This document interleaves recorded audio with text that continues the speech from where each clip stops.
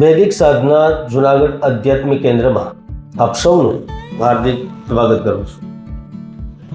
મેષ રાશિવાળાઓ, થોડા જ સમયમાં બ્રહ્માંડમાં એક ખૂબ જ મોટી હલચલ થવાની છે।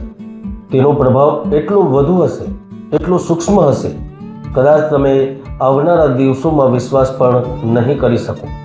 કારણ કે આવનારા દરેક દિવસ, દરેક મહિના તમને મોટી સરપ્રાઈઝ દેશે। મેં પહેલેથી જ કહી દીધું હતું કે બ્રહ્માંડમાં પેશાબ દોષ બની રહ્યો છે। ઘણી બધી વસ્તુઓ થશે અને તમે જોઈ પણ શકો છો કે ભારતને લઈને, દેશ દુનિયાને લઈને શું શું થયું। તમે જોયું હશે કે ભારત પર જબરજસ્તી યુદ્ધ થોપવામાં આવ્યું, જનધનની નુકસાની થઈ। એ વિડીયો જોવો હોય તો પર ક્લિક કરીને જોઈ શકશો।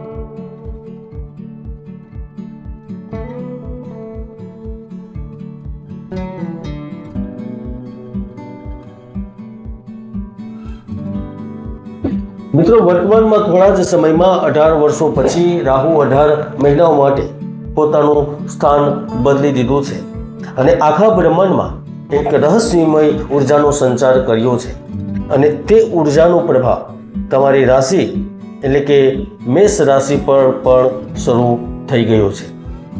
હવે તમે વિચારી રહ્યા હશો કે હાલ તો બધું જ સરખું ચાલી રહ્યું છે, તો શું રાહુ બરબાદીની મિસાલ લઈને આવશે? શું રાહુ ગ્રહ વિવાહિત જીવનને પ્રભાવિત કરશે? શું ગામ, શહેર, દેશ વિદેશના સપનાઓ સાચા થશે?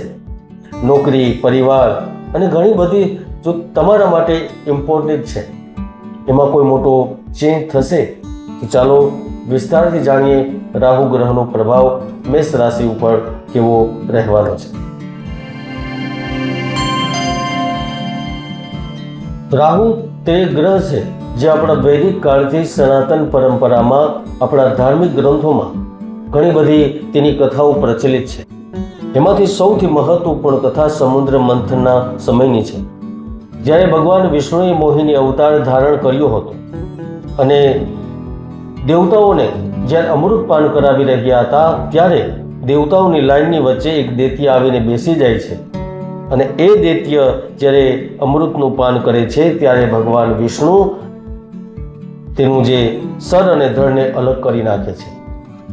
એ જ સર અને ધડ આજના સમયમાં રાહુ અને કેતુ તરીકે પ્રખ્યાત છે।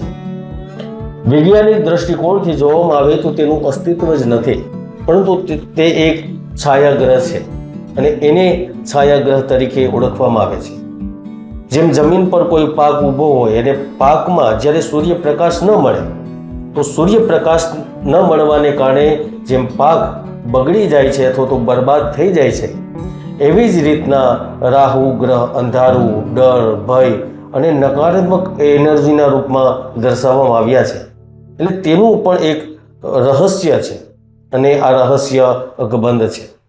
તો હવે રાહુ ગ્રહ 18 મે 2025ના દિવસે પરિવર્તન કરી લીધું છે, તમારા 11મા ભાવમાં આવી ચૂક્યા છે।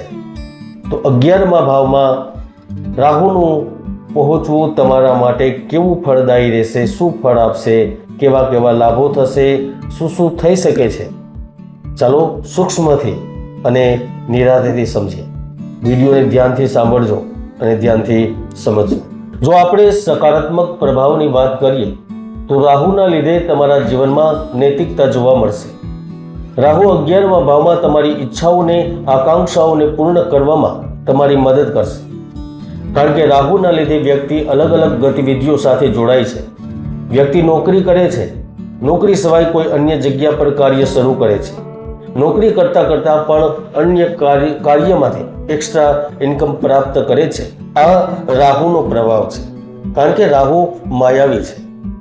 રાહુના લીધે જ વ્યક્તિ વ્યાપારમાં યોગ્ય નિર્ણય લઈને તેજ ગતિથી આગળ વધે છે। રાહુ આ 18 મહિનામાં મેષ રાશિના લોકો માટે બિઝનેસમાં ઘણી રીતના અવસર લઈને આવશે। એ અવસર માત્ર અવસર નહીં હોય, પણ એ અવસરનો તમે લાભ પણ મેળવી શકશો અને ભવિષ્ય બદલવામાં આ અવસર તમારા માટે કામ પણ આવશે। રાહુ તમારી આર્થિક સ્થિતિને સારી કરશે। રાહુ ગ્રહ વિદેશીઓના માધ્યમથી તમને ધનની પ્રાપ્તિ કરાવશે, તમને સમાજમાં સારી પ્રતિષ્ઠા અપાવશે, શારીરિક અને માનસિક શાંતિ પ્રદાન કરશે। 11મા ભાવમાં રાહુ મિત્રોની મદદથી એટલું બધું આપે છે કે જીવનનું દરેક પ્રકારનું સુખ પ્રાપ્ત થઈ જાય છે. ભારતથી લઈને પૂરા વિશ્વમાં જ્યોતિષમાં અધ્યયનોમાં જોવા મળ્યું છે કે રાહુ ગ્રહ એક રીતના અદૃશ્ય પ્રભાવ પાડે છે.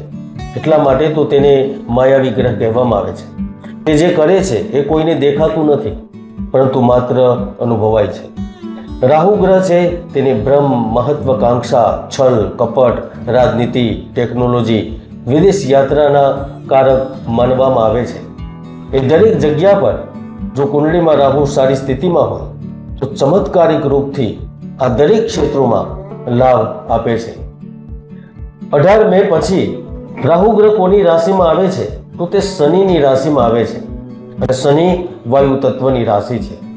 રાહુ સ્વયં વાયુ તત્વના જ છે. એવામાં આવનારા 18 મહિના તમારા માટે ખૂબ જ મહત્વપૂર્ણ રહેશે.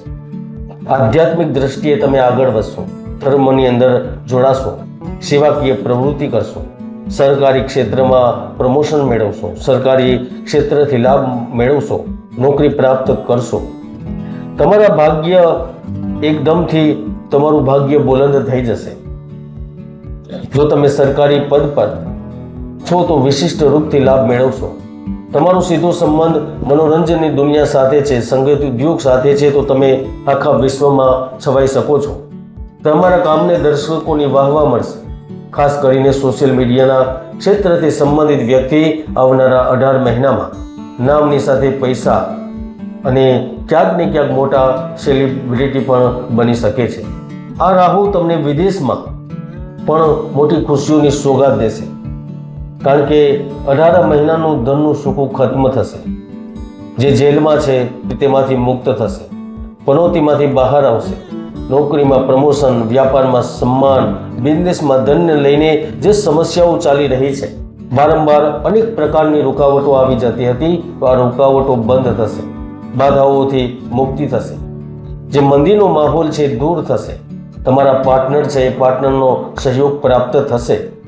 ત્યાં સુધી કે તમે જે મોટી ઉલઝનોમાં ફસાયેલા છો એ ઉલઝનમાંથી પણ બહાર નીકળવાનો રસ્તો મળશે. તેની સાથે સાથે રાહુ પરિવર્તનથી તમારા રોજિંદા જીવનમાં ઉન્નતિના યોગ નિર્મિત થશે. પરાક્રમમાં વૃદ્ધિ થશે. કાર્ય વિસ્તારના યોગો બનશે. આ અવધિ દરમિયાન મંગળ પ્રભાવિત હોવાને કારણે ભૂમિ, ભવન, વાહન, મકાન, પ્રોપર્ટી, ગાડી, બંગલા ઘણું બધું ખરીદવાના અવસર મળશે. મોટા પ્રોજેક્ટમાં કામ કરવાનો અવસર મળશે. અન્ય રાજ્યોની યાત્રા કરવાનો અવસર મળશે. કેમ કે રાહુનું આગમન શુભ અને પ્રગતિદાયક હોય છે. રાહુનો 11મા ભાવમાં પ્રવેશ તમારા માટે પારિવારિક અને પ્રેમ જીવનમાં નકારાત્મક પ્રભાવ લઈને આવી શકે છે. એટલા માટે આવનારા 18 મહિનાઓમાં તમારે તમારા સંબંધો ઉપર ખૂબ જ વધારે ધ્યાન આપવાની જરૂરત રહેશે. તમને ખોટા વિવાદમાં ન પડવાની સલાહ આપવામાં આવે છે. અને વૃદ્ધો પ્રત્યે પણ વ્યવહાર સારો રાખો. વૃદ્ધોની સલામતી અને સ્વાસ્થ્યને નજરઅંદાજ ન કરો. કારણ કે આવનારા સમયની અંદર ફ્લૂ જેવી બીમારીના ચપેટમાં એ લોકો આવી શકે છે. અને આમ પણ જ્યોતિષમાં ઘણા એવા મહાયોગો છે જે વ્યક્તિને જીવનની બુલંદીઓ સુધી પહોંચાડી દે છે. તો ઘણા એવા દુર્યોગો પણ છે જે વ્યક્તિની ભરપૂર મહેનતને સફળ નથી થવા દેતા. એટલા માટે કુંડળીનું વિશ્લેષણ કરીને જીવનમાં આગળ વધો. વિડીયોને શેર કરો, ચેનલને સબસ્ક્રાઇબ કરો. કોમેન્ટ બોક્સમાં તમારા સવાલ પૂછી શકો છો. જય ગુરુદત્ત, જય ગિરનાર.